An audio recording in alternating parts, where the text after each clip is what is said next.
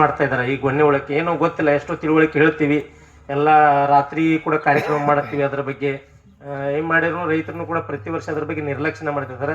ಅದಕ್ಕೆ ನಾವು ಅಗದಿ ಆರಾಮಪ್ಪ ನಿರ್ವಹಣೆ ಮಾಡ್ತಾನಂದ್ರೆ ಒಂದಿಷ್ಟು ವಿಚಾರ ಏನಪ್ಪಾ ಅಂತಂದ್ರೆ ದೀಪಾಕರ್ಷಕ. ಈಗ ನೋಡ್ರಿ ಯಾವ ತಿಂಗಳಿದು, ನವೆಂಬರ್ ಆಲ್ಮೋಸ್ಟ್ ಮುಗಿಯಾಕ ಬಂತು. ನವೆಂಬರ್ 1ನೇ ತಾರೀಕಿನಿಂದ ಎಂದ ಚಳಿಗಾಲ ಪ್ರಾರಂಭ ಆಕತ್ಲೆ, ಹಂಗಂತೇಳಿ ನವೆಂಬರ್ 1ಕ್ಕೆ ಚಳಿಗಾಲ ಪ್ರಾರಂಭ ಆಯ್ತಂತಂದ್ರೆ ಅದ್ರ ಕೆಲಸ ಬಂದಾಕೈತಿ.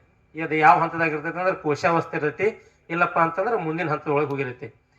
ಅಕ್ಟೋಬರ್ 30 ತಾರೀಕು ಏನು ಅಕ್ಟೋಬರ್ 15 ತಾರೀಕು ಮೇಲ್ಪಟ್ಟಿನ ಚಾಲು ಆಕೈತಿ. ಅವಾಗ ಅದ ಒಂದು ಕಬ್ಬಿನ ಬೇರೆ ಕಡಿತಿರೈತಿಲ್ಲ ಗೊನ್ನೆ ಹುಳ, ಅದು ಮನಿ ಕಟ್ತಿರೈತಿ. ಮನಿ ಕಟ್ಕೋತಾನ ಅಲ್ಲೇ ಕೂತಿರೈತಿ. ಕೆಲವೊಂದ್ಸಲ ನೀವು ಅಕ್ಟೋಬರ್ ತಿಂಗಳಾಗ ಗದಿ ತೆಗೀರಿ, ಬರೀ ನಿಮ್ಮ ಮೂತಿ ಕಾಣ್ತಿರೈತಿ, ಹಿಂದೆಲ್ಲ ಮಣ್ಣು ಸುತ್ತಕೊಂಡಿರೈತಿ. ಅಂದ್ರೆ ಅದು ಮನಿ ಕಟ್ಕೋತ ಮುಂದಿನ ಹಂತಕ್ಕೆ ಹೋಗ್ತೈತಿ. ಅದು ನವೆಂಬರ್ 1 ಇರಬಹುದು ಅಥವಾ ಚಳಿಗಾಲ ಪ್ರಾರಂಭ. ನೀವು ನವೆಂಬರ್ ತಿಂಗಳ ಚಳಿ ಬೀಳಲಿಲ್ಲ ಅಂದ್ರೆ ಡಿಸೆಂಬರ್ಗೆ ಬರ್ತಂದ್ರೆ ಅವಾಗ ಹಂತಕ್ಕೆ ಹೋಗ್ತೈತಿ. ಅದು ಈ ವಾತಾವರಣದಲ್ಲಿ ಬಹಳ ಅವಲಂಬನೆ ಐತಿ ಇದು ಗೊನ್ನೆ ಹುಳ.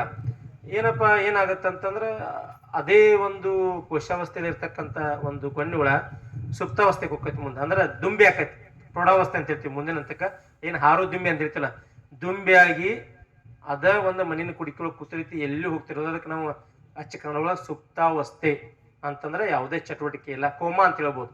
ಹಾಸ್ಪಿಟಲ್ ಒಳಗೆ ಮನುಷ್ಯ ಒಳಗೆ ಜೀವ ಇರುತ್ತೆ, ಅದ್ರ ಚಟುವಟಿಕೆ ಏನು ಮೂಮೆಂಟ್ ಏನು ಇರೋದಿಲ್ಲ, ಹಂತದೊಳಗೆ ಇರುತ್ತೆ. ಅದಕ್ಕೆ ನಾವು ಸುಪ್ತಾವಸ್ಥೆ ಅಂತ ಹೇಳಿದ್ವಿ. ಎಲ್ಲಿಯೂ ತಕ್ಕ ಇರ್ತೈತಿಪ್ಪ ಅಂತಂದ್ರೆ ನವೆಂಬರ್, ಡಿಸೆಂಬರ್, ಜನವರಿ, ಫೆಬ್ರವರಿ. ಇದು ಚಳಿಗಾಲ ಯಾವಾಗ ಬಂದ್ ಆಕೈತಿ, ಬಂದಾದ್ಮೇಲೆ ಅದು ಭೂಮಿಯಿಂದ ಹೊರ ಬರ್ಲಿಕ್ಕೆ ಪ್ರಾರಂಭ ಆಕೈತಿ. ನಾವು ಒಂದು ಚಿಕ್ಕೋಡಿ, ರಾಯಬಾಗ್, ಆಮೇಲೆ ಹುಕ್ಕೇರಿ, ಅತ್ತನಿ, ಗೋಕಾಕ್ ಈ ತಾಲೂಕುಗಳು ವಿಚಾರ ಮಾಡಿದಾಗ 2023ರಲ್ಲಿ ಫೆಬ್ರವರಿ 4ನೇ ತಾರೀಕು ಇದೊಂದು ದುಂಬಿ ಹೊರ ಬಂದಿತ್ತು. ಯಾವಾಗಲೂ ಫೆಬ್ರವರಿ 23, 24ನೇ ತಾರೀಕು ಹೊರ ಬೀಳ್ತಕ್ಕಂಥ ದುಂಬಿ ಹೋದ ವರ್ಷ ಏನಾಗಿತ್ತು ಅಂದ್ರೆ ಬರಗಾಲ ಬಿದ್ದಿತ್ತು, ನಿಮ್ಗೆ ಗೊತ್ತೈತಿ. ಅದಕ್ಕೆ ಬಿಸಿಲು ಜಾಸ್ತಿ ಇತ್ತು. ಆ ಒಂದು ಕಾರಣಗಳಿಂದಾಗಿ ಫೆಬ್ರವರಿ 4ನೇ ತಾರೀಕನ್ನ ಈ ಒಂದು ದುಂಬಿ ಹೊರ ಹೋಗಿತ್ತು. ಈ ಪ್ರತಿ ವರ್ಷ ಕರೆಕ್ಟ್ ಯಾವ ದಿವಸ ಈ ದುಂಬಿ ಹೊರ ಬರುತ್ತೆ ಅನ್ನೋದು ನಮಗೆ ಮಾಹಿತಿ ಹೆಂಗೆ ಸಿಗುತ್ತೆ ಅಂದ್ರೆ, ನೀವು ಹಿಂಗೆ ರೈತರಿದಿರಲ್ಲ ಈ ಸುಧೀರ್ ಕತ್ತಿಯವ್ರ ಜೊತೆ, ಹಂಗೆ ನಮ್ಮ ಜೊತೆನೂ ಕೂಡ ಕೆಲವೊಂದಿಷ್ಟು ರೈತರದಾರ. ಅವರು ಪ್ರತಿ ವರ್ಷ ಫೆಬ್ರವರಿ 1ನೇ ತಾರೀಕು ಈ ಬಲ್ಬನ್ನು ಹಚ್ಚಿಟ್ಟು ಬಿಡ್ತಾರ ಪ್ರತಿ ವರ್ಷ ಇಡ್ತಾರೆ. ಅವರ ಒಂದು ಒಡನಾಟ ನಮ್ಮ ಜೊತೆ ಹಂಗೆ ಇಟ್ಕೊಂಡು ಯಾವಾಗ ದುಂಬಿ ಬರ್ಲಿ ಪ್ರಾರಂಭ ಆಕೈತಿ ಫಸ್ಟ್ ದಿನಾಂಕ ಹೇಳ್ತಾರೋ, ನಾವು ಕೃಷಿ ಇಲಾಖೆ ಒಳಗೆ ಗ್ರೂಪ್ನೇ ಹಾಕಿಬಿಡ್ತೀವಿ, ಹಿಂಗೆ ಚಾಲು ಆಗೈತಿ ಇದು, ಅದಕ್ಕೆ ರೈತರಿಗೆ ತಿಳುವಳಿಕೆ ಕಾರ್ಯಕ್ರಮಗಳನ್ನ ನಾವು ಪ್ರಾರಂಭ ಮಾಡೋಣ ಅಂತೇಳಿ. ಅದಕ್ಕೆ ಅವಾಗ ಏನು ಮಾಡಬೇಕು, ಈಗ ನೀವು ಫೆಬ್ರವರಿ 4ನೇ ತಾರೀಕು ಬಿಟ್ಬಿಡೋಣ, ಎವರೇಜ್ ಆಗಿ ನಾವು ಮಾರ್ಚ್ 1ನೇ ತಾರೀಕು ಹಿಡ್ಕೋತೀನಿ. 1ನೇ ತಾರೀಕು ಏನಾಗುತ್ತೆ ಅಂದ್ರೆ, ಇವತ್ತು ಒಂದು ಹುಳ ಬರುತ್ತೆ, 2ನೇ ತಾರೀಕು 10 ಬರ್ತಾವೆ, 3ನೇ ತಾರೀಕು ಒಂದು 20 ಬರ್ತಾವೆ, ಮಾರ್ಚ್ 15ಕ್ಕೆ ಹೋದ್ರೆ ಅಂದ್ರೆ ಒಂದು 100 ಬರ್ತಾವೆ. ಹಂಗೆ ಏಪ್ರಿಲ್ಗೆ ಬಂದ್ರೆ ಸಾವಿರಾರು ದುಂಬಿಗಳು ಭೂಮಿಯಿಂದ ಹೊರ ಬರ್ಕೋತ ಹೋಗ್ತಾವೆ. ಹೊರಗೆ ಬಂದು ಏನು ಮಾಡ್ತಾವೆ, ನಮ್ಮ ಸುತ್ತಮುತ್ತಲ ನಾವೇನು ಎಲ್ಲಿ ನಮ್ಮ ಜಮೀನು ಇರುತ್ತೆ ಅದು ಎಲ್ಲಿ ಹೊರ ಬರ್ತಾವೆ, ಸುತ್ತಮುತ್ತಲ ಇರ್ತಕ್ಕಂಥ ಯಾವುದೇ ಮರ ಇರಲಿ, ಬೇವಿನ ಮರ ಇರಲಿ, ಇಲ್ಲಿ ಹುಣಸೆ ಮರ ಇರಲಿ, ಶ್ರೀಗಂಧ ಮರ ಇರಲಿ, ಪೇರು ಬೆಳಿತಾರೆ ಪೇರು ಇರಲಿ, ಯಾವುದೇ ಮರ ಇರಲಿ, ಆ ಮರದ ಎಲೆಗಳನ್ನ ತಿಂತಾ ಇರ್ತೈತೆ. ಅದು ಪೂರ್ತಿ ರಾತ್ರಿ ಅಲ್ಲೇ ಎಲೆ ತಿನ್ಕೊಂತ ಎರಡು ಗಂಡು ಹೆಣ್ಣು ಎರಡು ಕೂಡ್ತಾವು, ಸಯೋಗ ಹೊಂತಾವು. ಎಷ್ಟಪ್ಪ ಅಂತಂದ್ರೆ ಬೆಳಿಗ್ಗೆ 3 ಮತ್ತು 4 ಗಂಟೆ ಆ ಒಂದು ವೇಳೆಯಲ್ಲಿ ಏನಾಕೈತೆ ಅಂದ್ರೆ ಎಲ್ಲಾ ದುಂಬಿಗಳು ಇನ್ನೇನು ಸೂರ್ಯ ಉದಯಿಸ್ತಾನ ಅಂತೇಳಿ ಗೊತ್ತಾಗತ್ತ ಅವಕ್ಕೆ. ಹೆಂಗೆ ನಮಗೆ 4-5 ಗಂಟೆಗೆ ಹೆಂಗೆ ಎಚ್ಚರಾಕೈತಿ ಆ ರೀತಿಯಾಗಿ ಅವಕ್ಕೂ ಗೊತ್ತಾಕೈತಿ. ಆಮೇಲೆ ಏನ್ ಮಾಡ್ತಾವ, ಎಲ್ಲಾ ಹುಳುಗಳು ಎಲ್ಲಿ ಯಾವ ಗಿಡದಾಗ ಕುದಿರ್ತಾವಲ್ಲ ಸರಿ ಸುಮಾರು ಒಂದು ಅರ್ಧ ಕಿಲೋಮೀಟರ್ ಒಳಗೆ, ಅದ್ರ 100, 200, 300 ಮೀಟರ್ ಒಳಗನ ಎಲ್ಲಾ ದುಂಬಿಗಳು ಒಳಗಡೆ ಹೋಗ್ತಾವೆ. ಎಷ್ಟು ಆಳವಾಗಿ ಹೋಗ್ತಾವ ಅಂತಂದ್ರೆ ಅದು 5 ಸೆಂಟಿಮೀಟರ್ ಇರ್ಬೋದು, 10 ಇರ್ಬೋದು, 20 ಸೆಂಟಿಮೀಟರ್. ಎಷ್ಟು ಆಳವಾಗಿ ಅದಕ್ಕೆ ಹೋಗ್ಲಿಕ್ಕೆ ಅನುಕೂಲ ಆಗತ್ತಲ್ಲ ಅಷ್ಟು ಆಳವಾಗಿ ಹೋಗಿ ತತ್ತಿಗಳನ್ನ ಇಡ್ಲಿಕ್ಕೆ ಪ್ರಾರಂಭ ಮಾಡತೈತಿ. ಕಡಿಮೆ ಅಂದ್ರೆ ಒಂದು 20 ತತ್ತಿ ಇಡ್ತೈತಿ, ಗರಿಷ್ಠಪ್ಪ ಅಂತಂದ್ರೆ ಒಂದು 80-100ವರೆಗೂ ಅದು ತತ್ತಿ ಹಿಡ್ಕೊಂತ ಹೋಗ್ತೈತಿ. ಗುಂಪುವಾಗಿ ಅದು ತತ್ತಿ ಇಡ್ತಾ ಇರ್ತೈತಿ. ಇದು ಎಷ್ಟು ದಿವಸ ಆಗತ್ತೆ ಅಂದ್ರೆ ಮಾರ್ಚ್ 1ರಿಂದ ಮಾರ್ಚ್ 15 ತಾರೀಕು ತನಕ ಹಿಡೀನು, ಅಥವಾ ಅದೇ ಯಾವಾಗ ದುಂಬಿ ಬರ್ತೈತಿ ಆ ಟೈಮ್ನಾಗ ಅದು ತತ್ತಿ ಹಿಡ್ಕೊತ ಹೋಗ್ತೈತಿ. ಮಾರ್ಚ್ 15 ತಾರೀಕು ಆದ್ಮೇಲೆ ಒಂದೊಂದು ತತ್ತಿಯಿಂದ ಮರಿ ಬರ್ಲಿಕ್ಕೆ ಪ್ರಾರಂಭ ಆಗ್ತೈತಿ. ಅದು ಏಪ್ರಿಲ್ 15 ತಾರೀಕಿನೊಳಗ ತನನು ಅವು ಬೇರೆ ಬೇರೆ ಕಡೆ ಎಲ್ಲೆಲ್ಲಿ ತತ್ತಿಡ್ರೈತಿ ಅಲ್ಲಿಂದ ಮರಿ ಬರ್ಕೊಂತ ಹೋಗ್ತಾವ. ಅದೇನ್ ಮಾಡ್ತೈತಿ ಮರಿ, ಅದು ಮರಿ ನಮ್ಮ ಕಬ್ಬಿನ ಬೇರನ ಕಡಿಯಂಗಿಲ್ಲ. ಸೊ ಹಿಂಗಾಗಿ ನಮಗೆ ಏಪ್ರಿಲ್ ಮಾರ್ಚ್ ತಿಂಗಳನ್ಯಾಗ ಗೊನ್ನೆ ಹುಳ ನಮ್ಮ ಭೂಮಿ ಒಳಗೆ ಐತೆ ಅಂತೇಳಿ ನಮ್ಗೆ ಅನ್ಸೋದಿಲ್ಲ.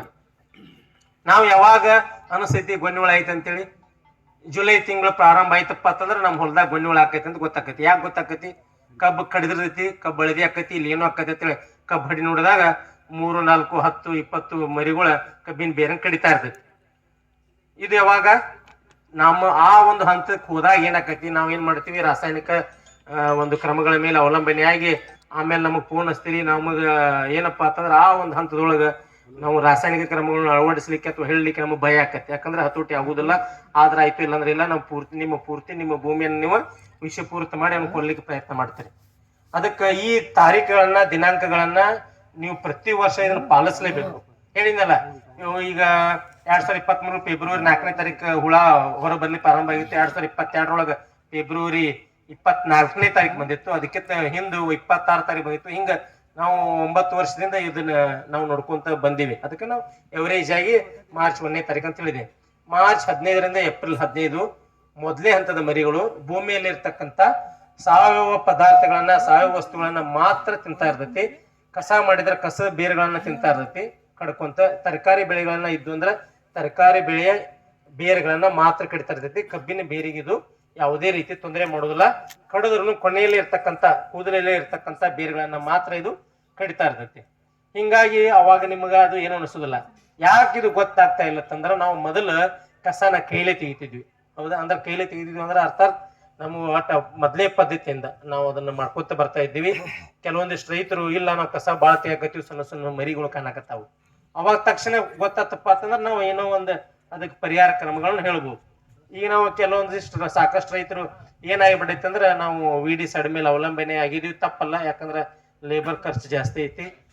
ತಪ್ಪಲ್ಲ, ಅದು ಇರ್ತೈತಿ. ಆದ್ರೆ ಹೇಳಿದೆ ನಿಮ್ಗೆ ಇವೆಲ್ಲ ಗೊತ್ತಾಗ್ಬೇಕಂತಂದ್ರೆ ನೀವು ಪ್ರತಿ ವರ್ಷ ಇಂಥ ಅಲ್ಲೆಲ್ಲೆಲ್ಲೆಲ್ಲೇ ನೀವು ನೋಡ್ತಾ ಇದ್ರೆ ಗೊತ್ತಾಗತ್ತೆ. ಅದು ಹಂಗ ರೈತರ ಅವಾಗ ನಮ್ಮ ಫೋನ್ ಬಂದಾಗ ನಮ್ಮ ಅರ್ಥ ಆಗೈತಿ. ಎಷ್ಟು ಉಳದಾವು ಸರ್, ಭಾಳ ಸಣ್ಣದಾವು, ಜಿನಗದಾವು, ತಾರೀಕು ಎಷ್ಟು ಇವತ್ತು, ಯಾವಾಗ ಅದ ಹಿಂದೆ ಯಾವಾಗ ತತ್ತಿಡ್ಡಿತ್ತು ಅನ್ನೋದು ನಮ್ಗೆ ಗೊತ್ತಾಕತಿ. ಅಥವಾ ಮುಂದೆ ನಿಮ್ಗೆ ಭಾಳ ಯಾವಾಗ ಡ್ಯಾಮೇಜ್ ಆಕೈತಿ ಅದು ಗೊತ್ತಾಕತಿ. ಏಪ್ರಿಲ್ 15ನೇ ತಾರೀಕು ಆದ್ಮೇಲೆ ಹುಳ ಪರಿ ಬಿಡ್ತೈತಿ. ಹುಳ ಪರಿ ಬಿಟ್ಕೊಂಡ್ರೆ 2ನೇ ಹಂತಕ್ಕೆ ಹೋಗ್ತೈತಿ. ಎಲ್ಲಿ ಮಟ್ಟ ಅಪ್ಪ ಅಂತಂದ್ರೆ ಏಪ್ರಿಲ್ 15ರಿಂದ ಹೆಚ್ಚು ಕಡಿಮೆ ಮೇ 15 ಅಥವಾ ಮೇ 30 2ನೇ ಹಂತ ತನ ಇರ್ತೈತಿ. ಇದು ಟೆಂಪರೇಚರ್ ಮೇಲೆ ಅವಲಂಬನೆ ಇರ್ತೈತಿ ಇದು. ಆಮೇಲೆ ಅವಾಗೂ ಕೂಡ ನಿಮಗೆ ಸಾಕಷ್ಟು ತೊಂದರೆ ಆಗುದಿಲ್ಲ.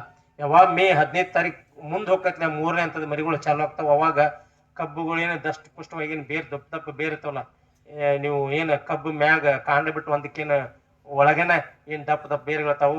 ಅವಾಗ ಅದ್ರ ಹಲ್ಲು 2 ಹಲ್ಲು ಇರ್ತಾವ. ಹಲ್ಲು ಅಗದಿ ಉದ್ದಕ್ಕ ಚೂಪ್ ಇರ್ತಾವು. ಕಡ್ಕೊಂತ ಹೋಗ್ತೈತಿ. ಯಾಕ ಎಷ್ಟು ಶಕ್ತಿ ಬೇರೊಳಗೆ ಐತಂದ್ರೆ ಅಷ್ಟ ಸಾಫ್ಟ್ ಇರ್ತಾವ ಬೇರೆ. ಆರಾಮ್ ಕಡಿತಾವು. ಕಡ್ಕೂಲ ಏನಾಕೈತಿ ತಕ್ಷಣ ನಿಮ್ಗೆ ಒಣಗುದಿಲ್ಲ. ಮೇ 15ಕ್ಕೆ ಮೇ 30 ತಾರೀಕು ಕಡ್ದೈತಪ್ಪ ಅಂದ್ರೆ ಒಣಬೇಕಾರೆ ಅದಕ್ಕೆ ಕನಿಷ್ಠ 1 ತಿಂಗಳು ಬೇಕು. ಹಳದಿ ಆಗ್ಬೇಕಾರೆ ಹಳದಿ ಆಗ್ತಂದ್ರೆ ಎಲ್ಲಿ ಹೋಗ್ತೈತಿ? ಜೂನ್ 30 ತಾರೀಕು ಆದ್ಮೇಲೆ ಜುಲೈ ಚಾಲು ಆದ್ಕೂಡಲೇ ನಿಮ್ಗೆ ಅವಾಗ ಗೊತ್ತಾಕೈತಿ. ಹೇಳಿದ್ನಲ್ಲ, ಅದಕ್ಕೆ ಇದು 3ನೇ ಹಂತದ ಮರಿಗಳು ಮೇ 15 ತಾರೀಕು ಹಿಡ್ಕೊಂಡು June 15, July 15, August 15, September 15, October 15 ಸರಿ ಸುಮಾರು 4ರಿಂದ 5 ತಿಂಗಳ ಕಾಲ ಇದು ಅತಿ ಹೆಚ್ಚಿನ ಪ್ರಮಾಣದಲ್ಲಿ ನಿಮ್ಮ ಕಬ್ಬಿನ ಬೇರುಗಳನ್ನ ಕಡಿತಾ ಇರ್ತೈತಿ. ಇದು ಪ್ರತಿ ವರ್ಷ ಹಿಂಗ ಆಗ್ತಾ ಇರ್ತದೆ. ಅಕ್ಟೋಬರ್ 30 ತಾರೀಕು ಆದ್ಮೇಲೆ ಮತ್ತೆ ಮುಂದಿನ ಹಂತಕ್ಕೆ ಹೋಗ್ತೈತಿ. ಹೇಳಿದ್ನಲ್ಲ, ಸುಪ್ತಾವಸ್ಥೆಗೆ ಹೋಗ್ತೈತಿ. ಅದ್ರ ಕೆಲಸ ಬಂದ ಅಂತೇಳಿ ಅದಕ್ಕೆ ಸಾಕಷ್ಟು ರೈತರಿಗೆ ನಾವು ಯಾವ ರೀತಿ ನಾವು ಮನವರಿಕೆ ಮಾಡ್ತಿರ್ತೀವಿ ಅಂತಂದ್ರೆ, ಸಕ್ಕರೆ ಕಾರ್ಖಾನೆಗಳು ಪ್ರಾರಂಭ ಆಯ್ತಪ್ಪ ಅಂತಂದ್ರೆ ಗೊಣ್ಣೆ ಹುಳ ನಿಮ್ಮ ಭೂಮಿಯಲ್ಲಿ ಯಾವುದೋ ತೊಂದರೆ ಮಾಡೋದಿಲ್ಲ. ಅರ್ಥ ಆಯ್ತಲ್ಲ? ಸಕ್ಕರೆ ಕಾರ್ಖಾನೆಗಳು ಯಾವಾಗ ಪ್ರಾರಂಭ ಆಕ್ಕೋ? ನವೆಂಬರ್ 1ನೇ ತಾರೀಕು ಪ್ರಾರಂಭ ಆಕೈತಿ. ಮುಂದಿನ ಹಂತಕ್ಕೆ ಹೋಗಿರ್ತಂದ್ರೆ ಕೆಲಸ ಇರೋದಿಲ್ಲ. ಸಕ್ಕರೆ ಕಾರ್ಖಾನೆಗಳು ಯಾವಾಗ ಬಂದ್ ಆಕ್ಕೋ? ಮಾರ್ಚ್ ತಿಂಗಳು ಬಂದ್ ಆಗ್ತಾವ. ಅವಾಗ ಹುಳ ಆಕ್ಟಿವ್ ಆಕ್ಕವು. ಅಂದ್ರೆ ನೀವು ಅದನ್ನ ಅಟ್ಲೀಸ್ಟ್ ನಿಮ್ಗೆ ಗೊತ್ತಾಗ್ಲಿಕ್ಕಪ್ಪ ಅಂದ್ರೆ ಆ ರೀತಿಯಾಗಿರ ನೀವು ನೆನಪಿಟ್ಕೊಂಡು ನಿರ್ವಹಣಾ ಕ್ರಮಗಳನ್ನ ಇದನ್ನು ಪ್ರತಿ ವರ್ಷ ನೀವು ಪಾಲಿಸ್ಬೇಕು. ಅದಕ್ಕೆ ಮೊದಲೇ ನಿರ್ವಹಣಾ ಕ್ರಮ ಏನಪ್ಪಾ ಅಂತಂದ್ರೆ, ನಾನು ರೈತರಿಗೆ ಏನು ಸಲಹೆ ಕೊಡ್ತೇನೆ ಅಂತಂದ್ರೆ, ನಿಮ್ಮಲ್ಲಿ ಸಿಂಗಲ್ ಪಲ್ಟಿ ನೇಗಿಲಿದ್ದು ಅಂತಂದ್ರೆ ಕಬ್ಬು ಬೆಳಿತಕ್ಕಂಥ ರೈತರು ಸಿಂಗಲ್ ಪಲ್ಟಿಲಿ ನೇಗಿಲ ಬಿಡ್ರಿ. ಒಂದು ರಿಕ್ವೆಸ್ಟ್ ಡಬಲ್ ಪಲ್ಟಿ ಬಿಟ್ಟ ಮತ್ತು ಅದು ಇದು ಬೇರೆ ಬೇರೆ ಬಂದಿದಾವ. ಅವು ಎಲ್ಲ ಕಡೆ ಸಿಗುದಿಲ್ಲ. ಅದಕ್ಕೆ ನಾವು ಹೇಳಕ್ ಹೋಗುದಿಲ್ಲ. ಅದನ್ನ ರೈತರು ಪಾಲಿಸ್ರಿ. ಗೊಣ್ಣೆ ಹುಳ ಪ್ರತಿ ವರ್ಷ ಭಾಳ ಆಕೈತಂದ್ರೆ 2 ದಿಕ್ಕಿನಾಗ ನೇಗಿಲ ಹೊಡಿ ಅಂತ ಹೇಳ್ತೀವಿ. ಯಾಕಪ್ಪ ಅಂತಂದ್ರೆ, ಮೊದಲನೇ ದಿಕ್ಕಿನಾಗ ನೀರು ನೇಗಿಲ ಹೊಡಿ ಮುಂದೆ ಏನಾಕೈತಂದ್ರೆ, ಹುಳ ಏನು ಮಣ್ಣಿನ ಕುಡಿಕೆ ಮಾಡ್ಕೊಂಡು ಒಳಗ್ ಕೂತಿರೈತೆ ಅದನ್ನ ನೇಗಿಲ ಬಾಯಿಗೆ ಸಿಕ್ಕಿ ಹೊಡಿತಪ್ಪ ಅಂತಂದ್ರೆ ಹುಳ ಸತ್ತು ಬಿಡುತ್ತೆ. ಮಣ್ಣಿನ ಕುಡಿಕೆ ನೀವು ಹೊಡಿತಂದ್ರೆ ಸತ್ತ ಬಿಡುತ್ತೆ. ಈ ದಿಕ್ಕಿನಾಗ ಆದ್ರೆ ನಮ್ಮ ಮಣ್ಣು ಹೆಂಗಾಗಿಬಿಟ್ಟಾವು, ನಾವು ನೇಗಿಲ ಹೋಗ್ಬೇಕಾರೆ ನಮ್ಮ ಹೆಂಟಿಗಳು ಹೊರ ಬರ್ತಾವ. ಮಣ್ಣು ಪುಡಿಯಾಗಿ ಹೊರ ಬೀಳುದಿಲ್ಲ. ಆ ಹೆಂಟಿನೇ ಹೊಡಿತಪ್ಪ ಅಂತಂದ್ರೆ ಅದು ಮತ್ತೆ ಅಲ್ಲೇ ಇರ್ತೈತಿ. ಅವ ಮತ್ತೆ 2ನೇ ದಿಕ್ಕಿನಾಗ ಹೊಡಿ ಮುಂದೆ ಅದ್ರಾಗ ಸಿಗಲಿ ಬಾಯಿ. ಈಗ ನಿಮ್ಗೆ ಹಚ್ಚಗಬ್ಬನೆ ಯಾಕೆ ಹುಳ ಕಡಿಮೆ ಇರ್ತೈತಿ? ಮಣ್ಣನ್ನ ಆ ರೀತಿ ತಯಾರು ಮಾಡಿರ್ತೀರಿ. ಕುಳಿ ಮಣ್ಣಲ್ಲಿ ನಿಮ್ಗ ಯಾವುದೇ ರೀತಿ ಮಣ್ಣನ್ನ ನೀವು ಬಹಳಷ್ಟು ತೊಂದರೆ ಮಾಡೋದಿಲ್ಲ. ಎಲ್ಲಿ ಮಾಡ್ತೀರಿ? ಕಬ್ಬಿನ ನೋಡು ಸಾಲ ಬಾಳ 1 ಗೇನ್ ಅಥವಾ 2 ಗೇನ್ ಮಾಡ್ತೀರಿ. ಬಿಟ್ರೆ ನಿಮ್ ಕಬ್ಬಿನ ತೆಳಗಡೆ ಎಲ್ಲಿ ನಾವು ಮಣ್ಣನ್ನ ಮುಟ್ಟುದಿಲ್ಲ. ಹಿಂಗಾಗಿ ಅದು ಅಗದಿ ಅದಕ್ಕೆ ವಾಸಿಸ್ಲಿಕ್ಕೆ ಅದಕ್ಕೆ ಬಹಳ ಅನುಕೂಲ ಆಕೈತಿ. ಅದಕ್ಕೆ ಇದೊಂದು ಸಲಹೆಯನ್ನ ನಾವು ಮಾಡ್ತೀವಿ. ಆಮೇಲೆ ರೈತರು ಏನ್ ಮಾಡ್ತಾರೆ? ಕಬ್ಬ ತೆಗೆದು ಕಬ್ಬ ಹಚ್ಚೋದು. ಸಾಕಷ್ಟು ನೀವು ಕೆಲವೊಂದು ತಾಕಗಳಲ್ಲಿ ಕಸ ನಿರ್ವಹಣೆ ಆಗ್ತಾ ಇಲ್ಲ. ಯಾಕಪ್ಪ ಅಂತಂದ್ರೆ ಹಿಂಗ ಕಂಟಿನ್ಯೂ ನಾವು ಮಾಡ್ಕೊತ ಹೋದ್ರೆ ಮತ್ತೆ ಕಸ ನಿರ್ವಹಣೆ ಆಗುದಿಲ್ಲ. ಅದಕ್ಕೆ ಕನಿಷ್ಠ ಅಟ್ಲೀಸ್ಟ್ ಒಂದು ಮೇ ತಿಂಗಳಾಗ ಸಾಧ್ಯ ಆತ ಒಂದು 21 ದಿವಸರ ಭೂಮಿ ಕಾಸ್ರ ಅಂತೇಳಿ ನಾವು ರಿಕ್ವೆಸ್ಟ್ ಮಾಡ್ಕೊಳ್ತೀವಿ. ಎಲ್ಲಿ ಬಂದಿವಿ ವರ್ಷಾನಗಟ್ಲೆ ಕಾಸ್ತಕ್ಕಂಥ ಭೂಮಿಯನ್ನ ಅಟ್ಲೀಸ್ಟ್ 21 ದಿವಸ ಮೇ ತಿಂಗಳಾಗ 40 ಡಿಗ್ರಿ 42 ಡಿಗ್ರಿ ಭೂಮಿ ಒಳಗೆ ಕಾಯ್ತಂದ್ರೆ ಯಾ ಜೇಕ್ ಕಸ ಹುಡ್ದೈತಿ, ಯಾ ಕರ್ಗಿ ಕಸ ಹುಡ್ದೈತಿ, ಹುಟ್ಟುದಿಲ್ಲ. ಹೌದಿಲ್ರಿ?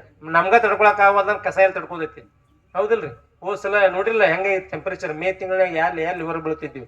ರಾಜಸ್ಥಾನದೊಳಗ ರೋಡ್ ಮ್ಯಾಗ ನಾಯಿ ಬೆಕ್ಸದ ಕಾಂತಿರ್ಕಿಲ್ಲ ಅಂತ ವಿಚಾರ ಮಾಡಿ. ಎಲ್ಲಿ ತಗೊಂಡು 55 56 ಡಿಗ್ರಿ ಹೋಗಿತ್ತು. ಅಂತ ಒಂದು ಡಿಗ್ರಿ ಟೆಂಪರೇಚರ್ ನಾವು ಭೂಮಿ ಕಾಯಿಸಿದ್ರೆ ಯಾವ ಕಸ ಉಳಿತಾವು, ಸತ್ ಹೋಗ್ತಾವು. ಅದನ್ನ ನಾವು ಪಾಲಿಸ್ತಾ ಇಲ್ಲ, ಅದಕ್ಕೆ ನಮ್ಗೆ ತೊಂದರೆ ಆಗ್ತೈತಿ. ಇದನ್ನೊಂದು ನೀವೆಲ್ಲರೂ ಕಾಪಾಡ್ಕೋಬೇಕು. ಅದ್ರ ಜೊತೆ ನಾ ಹೇಳಿದೆ, ಮಾರ್ಚ್ ಫೆಬ್ರವರಿ 15 ತಾರೀಕಿನಿಂದ ಕಣ್ಣು ಮುಚ್ಚಿ ಎಲ್ಲಿ ಕರಿ ಜಮೀನ್ ಇರ್ತಕ್ಕಂಥ ಬ್ಲ್ಯಾಕ್ ಕಾಟನ್ ಸಾಯಿಲ್ ಅಂತೀವಿ, ಹತ್ತಿ ಮಣ್ಣು ಅಂತ ಹೇಳ್ತೀವಿ, ಆ ಒಂದು ಜಮೀನ್ ಇರ್ತಕ್ಕಂಥ ರೈತರು ಫೆಬ್ರವರಿ 15 ತಾರೀಕು ಆಗಲಿ ಯಾವುದೇ ತಾಲೂಕು ಇರಲಿ ಯಾವುದೇ ಜಿಲ್ಲೆ ಇರಲಿ ನೀವು ಎಲ್ಲಾ ರೈತರು ದೀಪಾಕರ್ಷಕ ಬಲೆಗಳನ್ನ ಅಳವಡಿಸ್ರಿ.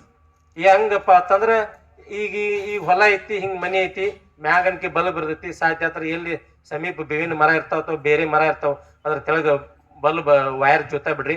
ಬಲ್ಬ್ ಬುಟ್ಟಿಗೆ ಒಂದು 3 ಫೂಟ್ ಅಂತರ ಇದ್ರೆ ಸಾಕು, 2 ರಿಂದ 3 ಫೂಟ್ ಅಂತರ ಇರ್ಬೇಕು. ಬೆಳಕ ಬುಟ್ಟಿ ಎಟ್ಟಿದ್ರೆ ಅಥವಾ ಅದ್ರ ಸುತ್ತಮುತ್ತ ಅಷ್ಟೇ ಬೆಳಕು ಬೀಳ್ಬೇಕು.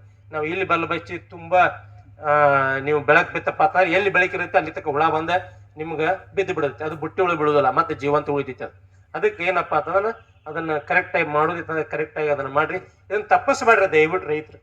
ನಾವು ಒಂದು ಸುಮಾರು ಸವದತ್ತಿ, ರಾಮದುರ್ಗ ತಾಲೂಕಿನಾಗ, ಚಿಕ್ಕೋಡಿ ತಾಲೂಕಿನಾಗ ಈ ನಮ್ಮ KLE ಸಂಸ್ಥೆ ಸಂಬಂಧಪಟ್ಟ ಶಿವಶಕ್ತಿ ಶುಗರ್ಸ್ ಇರ್ಬೋದು, ಈ ದೂದಂಗ ಸಕ್ಕರೆ ಕಾರ್ಖಾನೆಗಳು, ಈ ಕ್ಷೇತ್ರ ಸಹಾಯಕರ ಭತ್ತ ಸಿಬ್ಬಂದಿಗಳ ಮುಖಾಂತರ ರೈತರಿಗೆ ನಾವು ಅದನ್ನ ತೋರಿಸ್ತಿದ್ವಿ. ಕೆಲವೊಂದ್ಸಲ ಸಾಯಂಕಾಲ 7 ಗಂಟೆ ಪ್ರೋಗ್ರಾಮ್ ಮಾಡಿ 7:30 ಬಲ್ಬ್ ಆನ್ ಅಂತಂದ್ರೆ ಹುಳ ಬಂದು ಬೀಳ್ತಿದ್ವು. ಅವಾಗ ಆ ಹುಳ ಹಿಂಗೈತಿ. ಕೆಲವೊಂದಿಷ್ಟು ರೈತರು ಸರಿ ಹುಳ ನೋಡಿವಿ, ಆದ್ರೆ ಕಬ್ಬಿನ ಬೇರೆ ಕಡಿತಕ್ಕಂತ ಇದಕ್ಕೆ ಏನಂತೀವಿ ಅಂದ್ರೆ ನಾವು ತಂದೆ ತಾಯಿ ಅಂತನ್ರಿ, ಅವ್ವ ಅಪ್ಪನ್ರಿ. ಆದ್ರೆ ಇದ ಮರಿ ಹಿಡ್ತೈತಿ ಅನ್ನೋದು ಗೊತ್ತಿಲ್ಲ. ಸ್ವಲ್ಪ ವಿಚಾರ ಬೇಕಲ್ಲ, ಈ ಮರಿ ಎಲ್ಲಿಂದ ಬರ್ತೈತಿ, ಯಾಕೆ ಬರಾಕತೈತಿ ಅನ್ನೋದು ಸಾಕಷ್ಟು ರೈತರಿಗೆ ಗೊತ್ತಿಲ್ಲ. ಆ ವಿಡಿಯೋ ನೋಡ್ತೀರಿ, ನಮ್ಮ ಲೆಕ್ಚರ್ ಆನ್ಲೈನ್ ಪ್ರತಿ ವರ್ಷ ಹಾಕ್ತಿರ್ತಾರ ಅವ್ರು. ಎಲ್ಲಾ ಐತಿ, ಮತ್ತ ಅದನ್ನ ಮಾಡೋದಿಲ್ಲ. ಈಗ ನೀವು ಇಲ್ಲಿ ಕೂತಿರತ್ತಂದ್ರೆ ನಂದು ಏನ್ ರಿಕ್ವೆಸ್ಟ್ ಅಂತಂದ್ರೆ ಅವ್ರ ಟನ್ನಿಗೆ ಎಷ್ಟು ಖರ್ಚು ಮಾಡ್ತಾರ ಬಿಡ್ತಾರ ನಾನು ಕೇಳೋದಿಲ್ಲ. ನೀವು ಮಾಡ್ತಕ್ಕಂತ ಹಾಕ್ತಕ್ಕಂತ ರೊಕ್ಕ ಐತಿಲ್ಲ, ಎಷ್ಟು ಸಾಧ್ಯಕತ್ತೆ ಪ್ರತಿ ವರ್ಷ ನೀವು ಅನುಭವದ ಪ್ರಕಾರ ಕಡಿಮೆ ಹಾಕೊಂತ ಹೋಗ್ತೈತಿ. ಇವತ್ತು ನಾವು ಒಂದು ಟನ್ನಿಗೆ 1000 ರೂಪಾಯಿ ಖರ್ಚು ಮಾಡತ್ತಂತಂದ್ರೆ ಅನುಭವ ಪ್ರಕಾರದ 500 ರೂಪಾಯಿಗೂ ಬರ್ಬೋದು. ಎಲ್ಲಿಪ್ಪ ಅಂತಂದ್ರೆ ಇಂಥ ಪದ್ಧತಿಗಳು ಅಳವಡಿಸಬೇಕು. ನೇಗಿಲ ಕರೆಕ್ಟ್ ಹೊಡಿಯೋ ಟೈಮ್ನಾಗ ಹೊಡಿಬೇಕು. ನಾವು ಹೇಳ್ತೀನಿ ಬೆಳಿಗ್ಗೆ 5 ಗಂಟೆಗೆ ನೇಗಿಲ ಹೊಡಿ ಅಂತ ಹೇಳ್ತೀನಿ, ಯಾರು ಹೊಡಿದಿಲ್ಲ. ಬೆಳಿಗ್ಗೆ 5 ಗಂಟೆ ಹೊಡ್ಯಾಕ ಆಗ್ಲಿಕ್ಕಂದ್ರೆ ರಾತ್ರಿ 7 ಗಂಟೆ ಮೇಲೆ ಹೊಡಿಬೇಡ ಅಂತ ರಿಕ್ವೆಸ್ಟ್ ಮಾಡ್ಕೊಳಕತ್ತನ್ನ. 7 ಗಂಟೆಗೆ ಹೊಡ್ಯಾಕತ್ತಾರ, ನೀವು ಬೇಸಿಗೆ ಕಾಲನಾಗ ಹೊಡಿತಿರ್ತೀರಿ, ಮಾರ್ಚ್ ತಿಂಗಳಾಗ ನೇಗಿಲ ಹೊಡಿತಿರ್ತೀರಿ, ರಾತ್ರಿ 7 ಗಂಟೆಗೆ ಮುಂದೆ ಬಲ್ಬ್ ಬಸ್ತೀರಿ, ಹಿಂದೂ ಬಲ್ಬ್ ಬಸ್ತೀರಿ. ಆ ಬಲ್ಬಿಗೆ ಎಲ್ಲ ದಂಬಿ ಬಂದು ನಿಮ್ಮ ಹೊಲ್ದಾಗ ಬೀಳ್ತಾವ. ಇಲ್ಲಿ ಯಾವ ಬುಟ್ಟು ಇರುದಿಲ್ಲ, ಏನೂ ಇರುದಿಲ್ಲ, ವಿಷಯ ಇರುದಿಲ್ಲ. ಹೌದಿಲ್ಲ? ಹೆಚ್ಚಾತಲ್ರಿ. ಅಟ್ಲೀಸ್ಟ್ ರಿಕ್ವೆಸ್ಟ್ ಬೆಳಿಗ್ಗೆ 5-6 ಗಂಟೆಗೆ ಹೊಡ್ಯಾಕ ಆಗ್ಲಿಕ್ಕಂದ್ರೆ ರಾತ್ರಿ ಹೊಡ್ಯಾಕ ಹೋಗ್ಬೇಡ್ರಿ. ಅದೊಂದು ರಿಕ್ವೆಸ್ಟ್, ಅದನ್ನಾರ ಪಾಲಿಸ್ರಿ. ಇದ್ರ ಏನೇ ಅದ ಬೋದ್ ಇರಿಸೋದಿರ್ಲಿ ಅಥವಾ ಹರಗುದಿರ್ಲಿ, ಸಾಲ್ ಬಿಡುದು ಅಟ್ಲೀಸ್ಟ್ ಬೆಳಿಗ್ಗೆ 5-6 ಗಂಟೆಗೆ ಬಿಡಿಸ್ರಿ ಸಾಲ್. ಯಾಕಂದ್ರೆ ಮಣ್ಣೆಲ್ಲ ಪುಡಿಯಾಗಿರುತ್ತೆ, ಸಾಲ್ ಬೀಳ್ತಿರುತ್ತೆ. ಅವು ಪಕ್ಷಿಗಳಿಗೆ ಬೆಳಿಗ್ಗೆ 6 ಗಂಟೆಗೆ ಆರ್ಸೊಂಡ್ ತಿನ್ನಕ್ ಅಗದಿ ಅನುಕೂಲ ಆಕೈತಿ.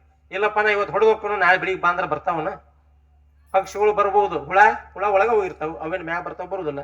ಅದಕ್ಕೆ ಇದನ್ನ ದಯವಿಟ್ಟು ಪಾಲಿಸ್ರಿ. ಆಮೇಲೆ ದೀಪಾಕರ್ಷಕ ಬಲೆಗಳನ್ನ ಫೆಬ್ರವರಿ 15 ತಾರೀಕಿಂದ ಪ್ರತಿ ರೈತರು ಗೊನೆ ಉಳತಕ್ಕ ಏನು ಏರಿಯಾ ಐತಿಲ್ಲ ಆ ರೈತರು ಇದನ್ನ ಪಾಲಿಸಲೇಬೇಕು. ಎಷ್ಟು ದಿವಸ ಅಂದ್ರೆ 15 ದಿವಸ. ಮೊದಲೇ ಮಳೆ ಯಾವ ತಾರೀಕು ಆಕತ್ಲೆ ಅವಾಗ ಒಂದು 15 ದಿವಸ ಬಲ್ಬ್ ಹಚ್ಚ್ರಿ. 7 ಗಂಟೆಗೆ ಬಲ್ಬ್ ಆನ್ ಆಗಲಿ. ಅದೇನು ಪೂರ್ತಿ ರಾತ್ರಿ ಉರಿದೇನು ತೊಂದರೆ ಇಲ್ಲ.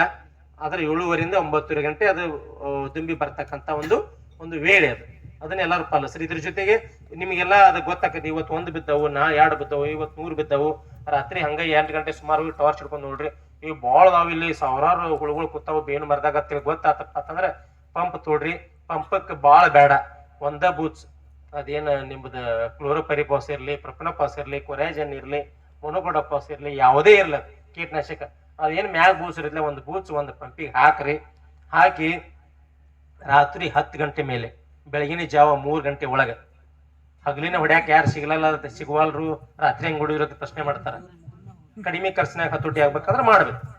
ಹೌದಿಲ್ರಿ? 10 ಗಂಟೆ ಮೇಲೆ ಏನೈತಿ, ಈಗ ಗನ್ ಬಂದಾವು, ಜೋಡಿಸ್ರಿ. ಇಲ್ಲಿ ನಿತ್ರ ಮನಿತನೂ ನೀವು ಸ್ಪ್ರೇ ಮಾಡಬಹುದು. ಹೌದಿಲ್ರಿ? ಅಂತಾವ್ ಗನ್ ಜೋಡಿಸ್ರಿ.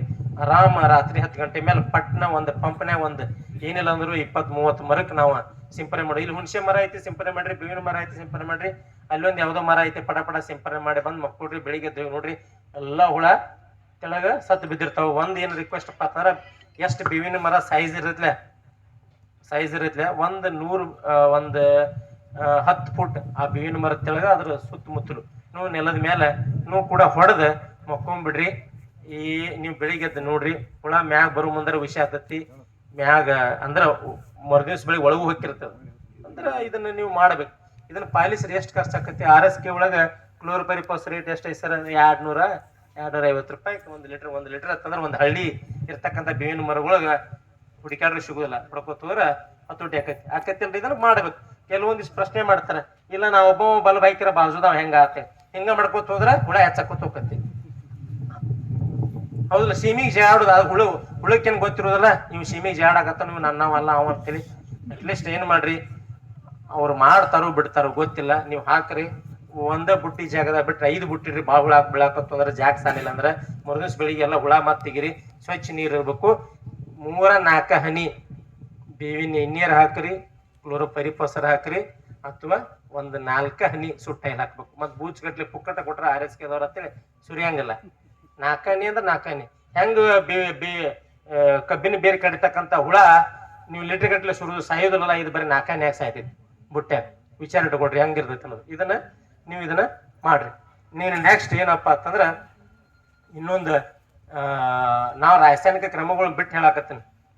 ಯಾಕಪ್ಪ ಅಂತಂದ್ರ ಈ ಹುಳ ಕಂಪ್ಲೀಟ್ ನಿರ್ವಹಣೆ ಆಗ್ಬೇಕಾಗಿತ್ತಂದ್ರ ಇದೇ ಸರ್ ಮಾತಾಡಿಲ್ಲ ಸೂಕ್ಷ್ಮಾಣು ಜೀವಿ ಅಂತೇಳಿ, ಅದು ಒಂದು ನಾವು ಜೈವಿಕ ಕೀಟನಾಶ ಅಂತ ಹೇಳ್ತೀವಿ. ಅದು ಸೂಕ್ಷ್ಮಾಣು ಜೀವಿ ಹೆಸರು ಮೆಟಾರೈಜಿಯಮ್. ನೀವೆಲ್ಲರೂ ಅದನ್ನ ಕೇಳಿರ್ತೀರಿ, ಎಲ್ಲರೂ ನಿಮ್ಗೆ ಗೊತ್ತು ಐತಿ. ಕರೆ ಯಾರು ಹಾಕುದಿಲ್ಲ, ಅದ ಒಂದು ತಪ್ಪಾದ್ರೆ ಯಾವಾಗ ಹಾಕ್ಬೇಕು.